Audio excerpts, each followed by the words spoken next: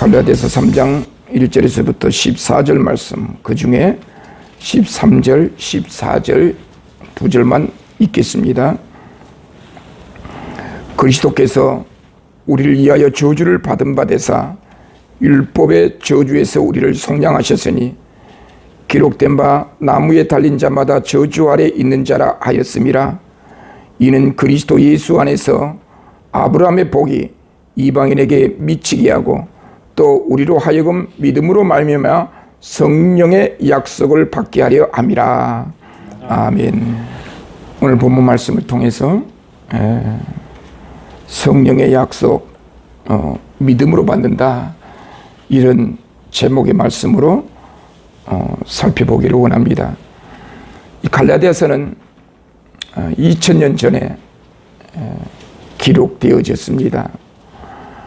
근 2000년이라고 하는 세월의 간격이 있습니다. 오늘 우리들은 이 갈라디아서 본문 3장 1절에서부터 14절 말씀을 통해서 사도 바울이 이 본문을 어떤 의도로 기록하게 되었는가, 어떤 목적을 가지고 기록하게 되었는가, 지금 현재의 관점에서 과거 2000년 전의 사건으로 되돌아가면서 우리들은 이 본문 말씀을 살펴볼 필요가 있습니다. 특별히 사도 바울은 이 본문 말씀을 통해서 구약 성경을 신약의 관점에서 예수 그리스도 안에서 구약 창세기의 사건을 어떻게 이해하고 해석해서 2000년 전에 당시 갈라디아 성도들에게, 오늘날 우리들에게 어떤 말씀을 주고자 하시는가.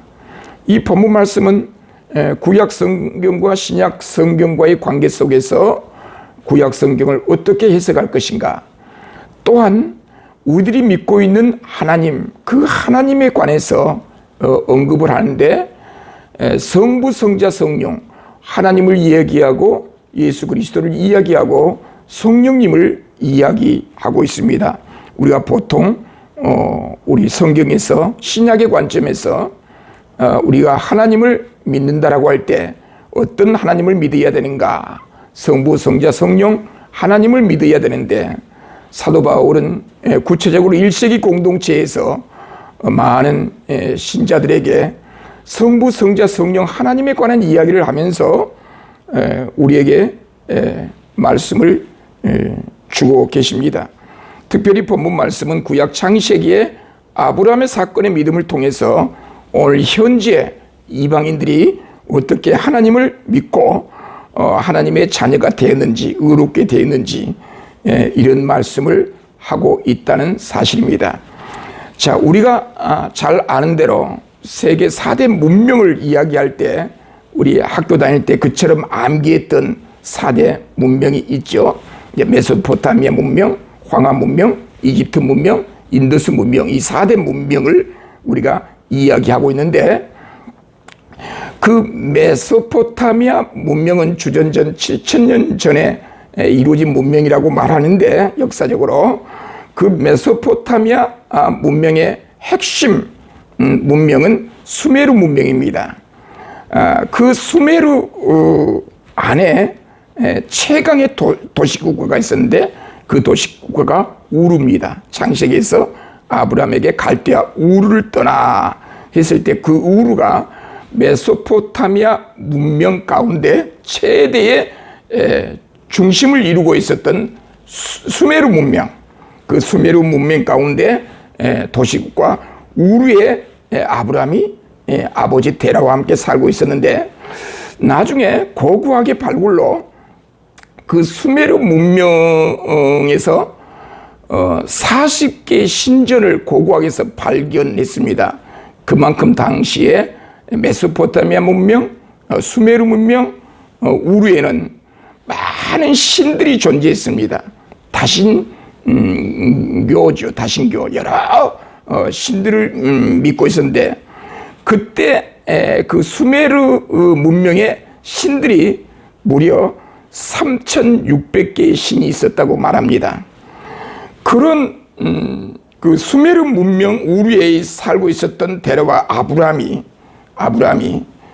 어느 날 갑자기 아브라함에게 하나님의 말씀이 떨어집니다.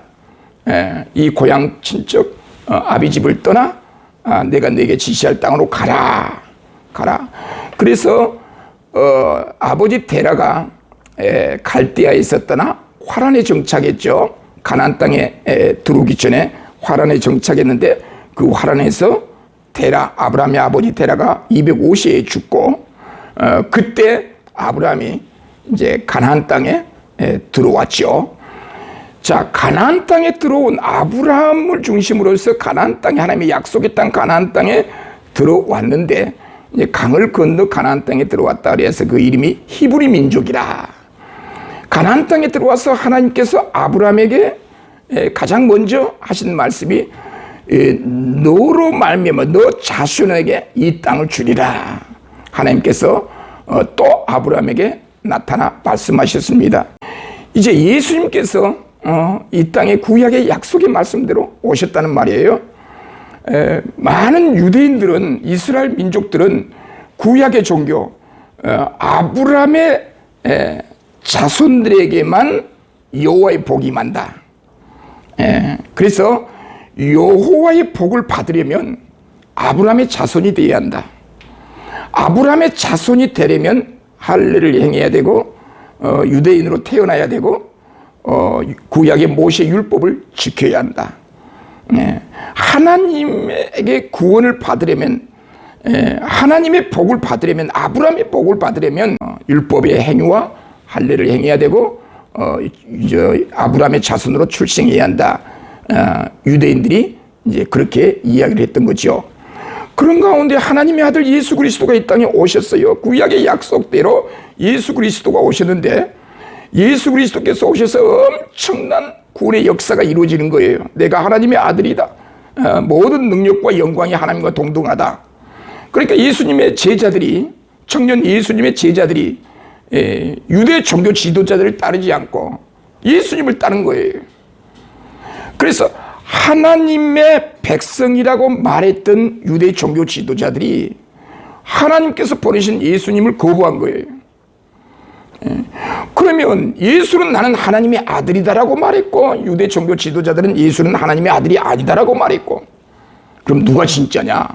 누가 진짜고 누가 가짜인가? 그래서 유대 종교자들은 예수님을 가짜로 만들어야 그 예수님을 따르는 그 제자들의 구원 운동을 중지시키고 중단시켜야 될 필요성이 있었어요. 그래서 유대 종교 지도자들은 예수가 하나님의 아들이 아니라고 주장하면서 무슨 음모를 꾸미냐면 구약 성경에 보니까 나무에 매달려 죽은 자들은 하나님의 저주를 받았습니다. 그런 구약 성경 신명기서를 인용하면서 예수 그리스도를 십자가에 못 박혀 죽이는데 앞장서는 거예요. 예수님을 십자가에 못 박혀 죽이면서 하는 말이 저 예수라는 청년은 하나님의 아들이 아니고 자기의 죄 때문에 하나님의 저주를 받아 신명기서의 말씀 따라 모세 율법에 따라 하나님의 저주를 받아 나무에 매달려 죽게 되었다. 그러니까 많은 예수님의 제자들이 예수님이 하나님의 아들인 줄 알고 쫓아다녔는데 추정했는데 유대 종교자들이 그 음모에 넘어간 거예요. 그러면 우리가 따르는 예수는 하나님의 아들이 아니라는 말이냐? 그래서 베드로를 비롯해서 많이 떠났죠. 나중에 성령께서 다시 오셔서 예수 그리스도께서 자기 죄 때문에 십자가의 저주를 받은 것이 아니라 바로 하나님의 아들 예수 그리스도께서는 죄가 없으신 분이셨는데 우리의 죄를 위하여 십자가에서 하나님의 저주를 받아 우리를 속량해 주셨다. 그래서 누구든지 예수 그리스도를 믿지 않으면 하나님의 자녀가 될 수 없다. 따라서 유대 종교자들이 가짜고 예수 그리스도 안에 참된 그리스도교가 진정한 참된 종교라는 사실을 사도를 비롯해서 바울을 비롯해서 많은 사도들이 이 복음을 증거했던 것입니다. 여기서 유대인들은 하나님의 백성이라고 말하면서 하나님께서 보내신 예수님을 거부한 거예요. 그래서 유대인들은 자꾸 1세기 공동체 안에서 하나님 앞에 예배를 드릴 때 많은 이방인들에게, 개종한 유대 그리스도인들에게 너희들은 틀렸다. 아브라함의 자손이 되어야만 여호와의 복, 아브라함의 복을 받게 되는데, 아브라함의 복을 받으려면 모세 율법을 지켜야 되고 구약의 모세 유대 종교의 규율을 따라야 한다.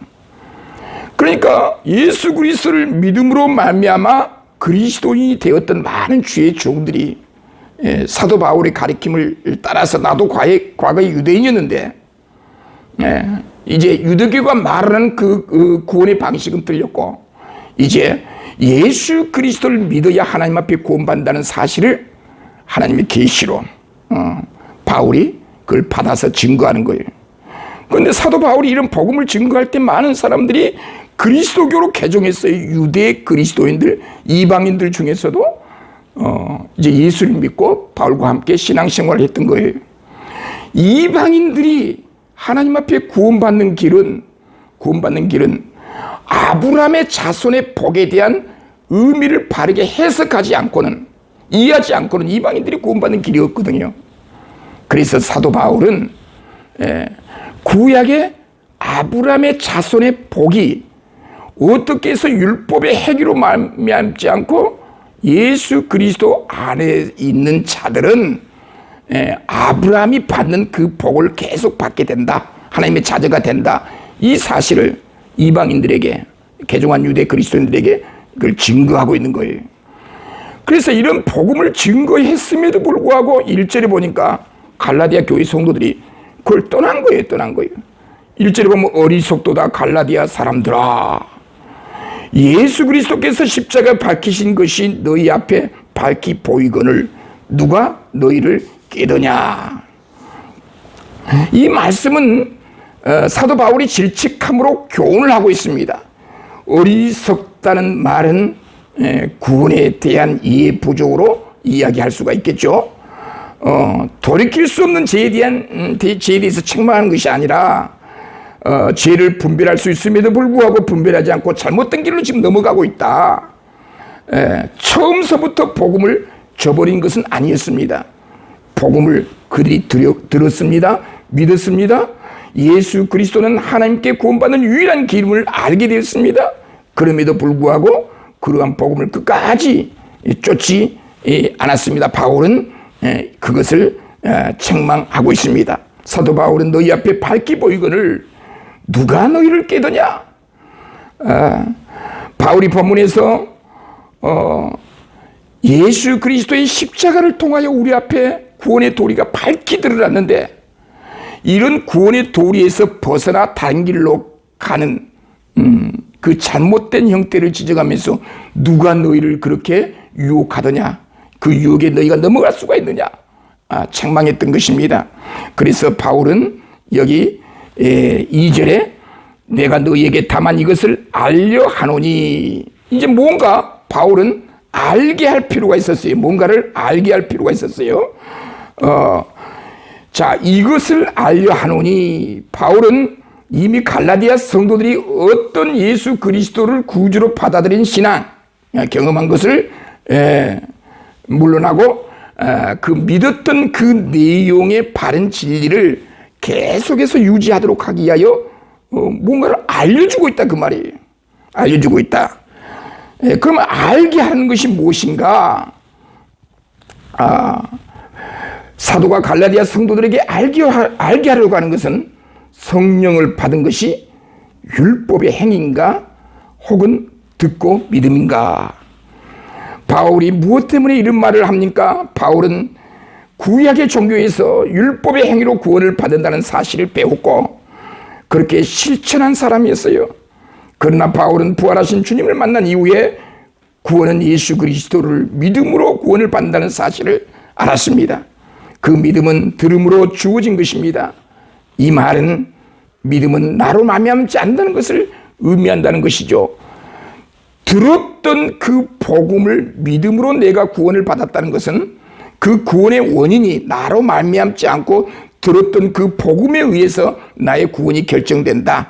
그걸 내가 받아들이고 믿는 것을 우리는 믿을 때 우리에게 구원이 임한다. 이제 그런 이야기가 됩니다. 3절에 보니까 너희가 이것이 어리석느냐, 이같이 어리석느냐, 성령으로 시작하였다가 이제 육체로 마치겠느냐. 시작할 때는 성령으로 시작했습니다. 그 성령께서 예수 그리스도의 복음을 듣게 하여 믿음을 주셔서 믿음 생활을 했습니다. 그러나 중간에 유혹을 받아 그 믿음에서 벗어납니다. 이를 본문에서는 육체로 마치겠느냐라는 말로 이야기하고 있습니다. 육체는 성령이 하시는 일과 정반대를 의미합니다. 이는 정반대의 결과를 가져오죠. 우리가 예수 그리스도를 믿음으로 구원을 받는데 많은 사람들이 누가 유대인이냐, 유대인으로 태어났느냐, 할례를 행했느냐, 구약의 모세 율법을 지켰느냐, 가만히 생각해 보니까 나의 생활을 들여다보니 구원받는 사람 가치가 보이지 않아요? 사도 바울은 뭐냐? 유대인으로 태어난 것과 상관없다. 모세 율법을 지키는 것과 상관없다. 오로지 예수 그리스도를 믿어야 구원을 받는다. 그 믿음이라고 하는 것은 성령께서 하나님의 복음의 말씀을 듣게 해서 나로 하여금 깨닫게 하여 믿게 했다. 그런 복음을 전하니까 듣는 갈라디아 교인들이 처음에는 그렇게 따라갔어요. 그러나 나중에 보니까 자꾸 거짓 선생들이, 유대인들이 다가와가지고 그게 아니다, 바울이 가짜다. 어떻게 믿음으로 구원을 받아? 예수를 믿어야 구원받는다고? 그 예수가 하나님이냐? 하나님도 아니다. 사람이다. 선지자다. 이제 예수를 믿어야 구원받는 게 아니고 아브라함의 자손이 되려면, 아브라함의 복을 받으려면, 아브라함의 복은 여호와께서 주신 복 아닙니까? 여호와의 복을 받으려면 구약에서 언급한 율법을 지켜야 되고 할례를 행해야 되고. 너 율법 지켰느냐? 너는 이방인이지 않느냐? 유대인도 아니지 않느냐? 그러니까 이방인들이 고민하게 되겠죠. 고민. 얼마나 많은 고민을 했겠어요. 요즘 거짓 선지자들이, 이단자들이 나에게 접근해가지고, 우리 자녀들에게 접근해가지고 예수를 믿어야 구원받는다고? 믿음이 뭔데? 너 예수 믿어? 예수가 누군데? 그것 갖고 안 돼. 이렇게 해야 구원받아. 자꾸 이단자들이 접근해서 유혹을 해요. 그때 말씀의 분별력을 가지고 그들을 대항하고 배척해야 되는데, 그게 맞는 것 같은데? 그래, 내가 잘못 믿은 것 같아. 이렇게 했다가 내가 구원 못 받을 것 같아. 어떻게 단순히 믿는다고 해서, 예수님을 믿는다고 해서 구원이 임해? 아니야, 맞아. 이렇게 해야 되고, 지켜야 되고, 11조를 해야 되고, 주일날 어떻게 꼭 해야 우리가 구원받는 거야. 그러면서 자꾸 압력을 가하는 거예요. 이렇게 어떤 행위를 동원해서 하나님의 백성이 되는 조건을 내세운 거예요. 그러니까 종교심이 강한 사람들은 거기에 불안함을 느껴요. 내가 이렇게 해서 구원받겠는가? 내가 이러다가 저주받는 게 아닌가? 우리 교회에서 지금 잘못 가르친 게 아닌가? 그래서 이단에 넘어간 거거든요. 사도 바울이 그걸 지금 경고하고 있는 거예요.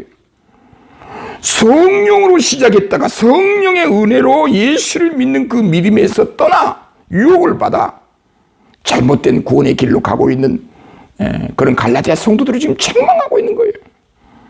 어떤 의미에서 이런 책망은 생명의 책망이요, 거룩한 분노죠. 우리가 신앙생활을 하면서 우리 자신이 믿음에 있는가 자기 자신을 시험하라고 했어요. 내가 과연 믿음 안에 있는가 시험해서 정말 내가 올바른 믿음 안에 신앙생활을 하고 있다고 한다면 더욱 그 믿음 안에서 하나님 앞에 영광을 돌리려고 노력해야 되고, 그렇지 않는다고 한다면, 내가 잘못된 길로 가고 있다고 한다면 잘못된 길로 가고 있는가 바른 길로 가고 있는가, 그걸 판단하는 기준과 근거는 성경이다. 사도 바울은 분명하게 오늘 우리에게 그 기준을 이야기하고 있는 것입니다. 9절에 보니까 그러므로 믿음으로 말미암은 자는 믿음에 있는 아브라함과 함께 복을 받으리라. 유대인으로 출생하지 않아도, 실제적으로 아브라함의 후손으로 출생하지 않아도 아브라함이 갖고 있는 그 믿음을 우리가 가졌다고 한다면 우리 역시 아브라함의 자손이고 우리 역시 하나님에게 복을 받는다. 그 아브라함의 믿음을 바울이 어떻게 해석하고 있어요? 어떻게 해석하고 있어요?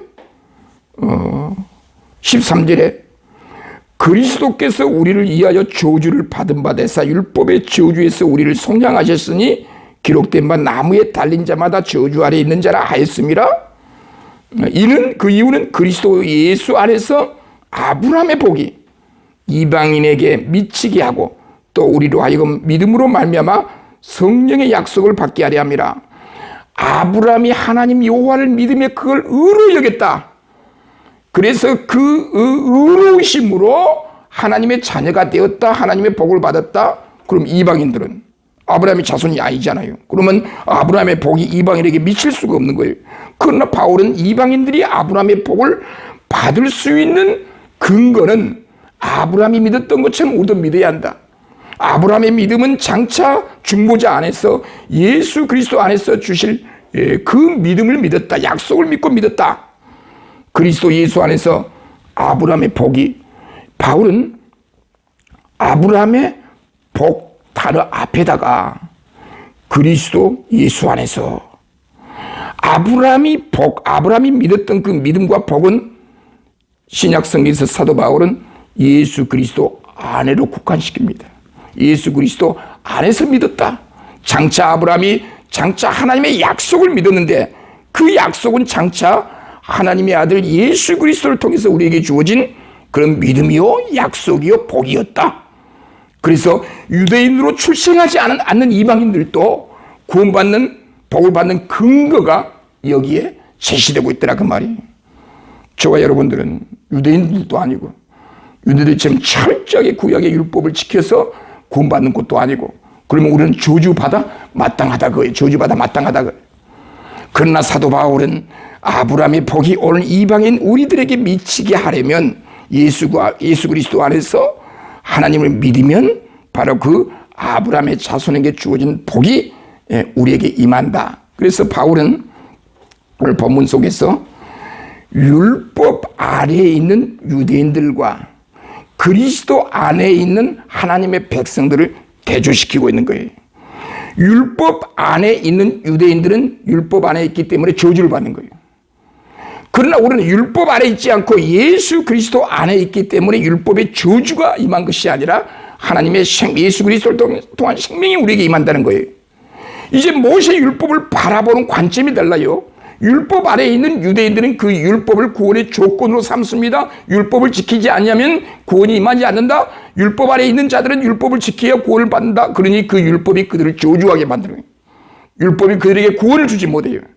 그러나 이제 우리는 그리스도 안에 있는 자들은 구약의 모세 율법이 구원의 조건이 아니라 그 율법이 장차 하나님의 아들 예수 그리스도의 약속을 어떻게 설명하고 있는가, 그 모세 율법을 통해서 하나님께서 약속하신 약속의 비밀을 그 율법 속에서 발견해서 율법이 지향하고 지시하고 있는 장차 오실 하나님의 아들 예수 그리스도 안에서 해고적으로 구약 율법을 바라보니 그 율법은 구원의 조건이 아니라 하나님의 계시, 하나님의 사랑, 하나님의 구원을 약속한 그 약속의 내용들이 율법으로 구성되어져 있다는 거.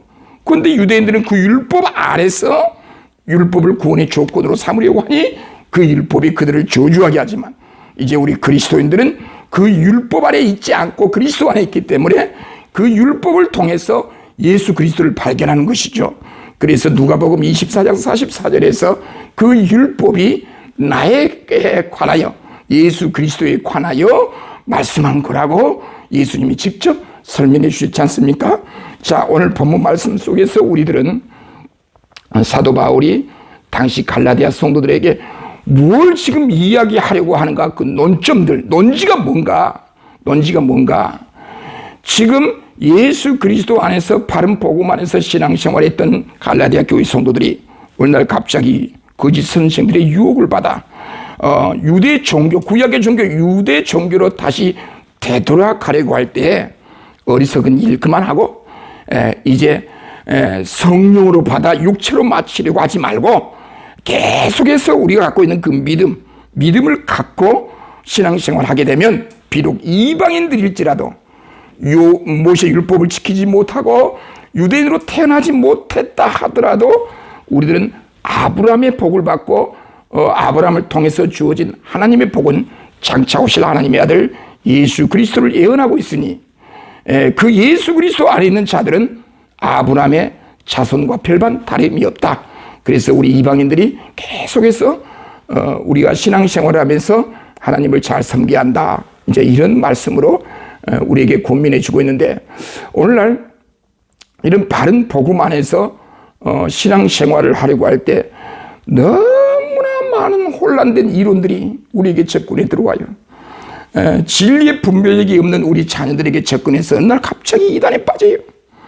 이야, 그 이단에 빠진 것은요, 사람이 어떤 힘으로는 불가능해요. 성령께서 우리를 지켜주시지 아니하면 우리가 바른 믿음 안에 설 수가 없어요. 설 수가 없어요. 우리의 실력을 자고해서는 안 돼요. 항상 성령님을 의지해서 신앙생활할 때 그 성령께서 하나님의 말씀을 듣게 해줘요. 그 성령께서 예수 그리스도의 복음을 나에게 증거해줘요. 그 성령께서 내 죄를 회개하게 만들어요. 내 마음을 감동시켜줘요. 내 마음 나도 모른다 그러잖아요. 얼마나 아픔과 고통과 갈등, 우울증에 시달리고 있는 그 우리 현대인들. 내 마음 나도 모르는 그런 시대에 살고 있어요. 언제 내가 스스로 넘어질지 모르는 거예요. 그러나 순간순간 성령께서 나와 함께 하시고 나의 출입을 지켜주시고 내 눈동자와 같이 나를 보여주신 거예요. 그 성령께서 나로 하여금 예수 그리스도의 복음을 의지하도록 만들어줘요. 그 예수 그리스도를 나의 생명의 구주로 영접한 주의 종들은 하나님 앞에 은혜와 사랑과 구원의 축복을 누리게 돼 있다 그 말이에요. 이런 구원의 복음의 도리를 뛰어넘어 자기들의 그 목적을 실현시키기 위하여 종교라고 하는 이름으로 자신들의 종교라는 이름으로 자신들의 목적을 실현시키기 위하여 이루기 위하여 하나님을 이용하고 성경을 이용하는 경우가 얼마나 많이 있는지 몰라요. 그래서 바른 복음 안에서 이 세상 끝나야까지 이 신앙을 지켜나간다는 게 얼마나 소중한 일인지, 바른 복음을 내가 듣고 신앙생활을 한다는 게 이게 얼마나 큰 일인지. 요즘 종종 전화가 와요. 하도 저 핸드폰이 공개가 돼가지고 우리 교회 유튜브 잘 듣고 있습니다. 저보다 그 유튜브를 설교를 듣고 있는 분들이 우리 교회를 이 선포에 대한 이 복음 선포에 대한 이 내용들을 더 잘하는 것 같아요. 지난번에 무슨 말씀을 내가 유튜브를 통해서 들었습니다. 우리 김주순종 목사님의 설교를 들었습니다. 김종도 목사님의 설교를 들었습니다. 소절 목사님 설교를 들었습니다. 그런데 한 교회 세 분의 목사님이십니까? 예, 세 분의 목사님이십니다. 그래서 이제 계속해서 꾸준하게 비록 나약하지만 이 복음의 나팔을 불다가 보면 자료가 확충되고 많은 사람들이 이제 한 번이라도 접하게 되는 그런 기회가 있을 거란 말이에요.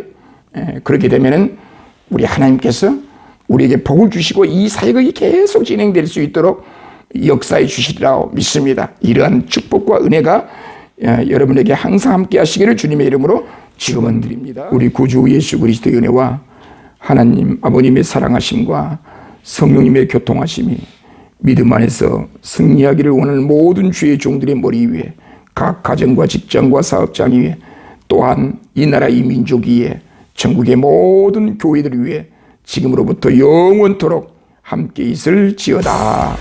아멘.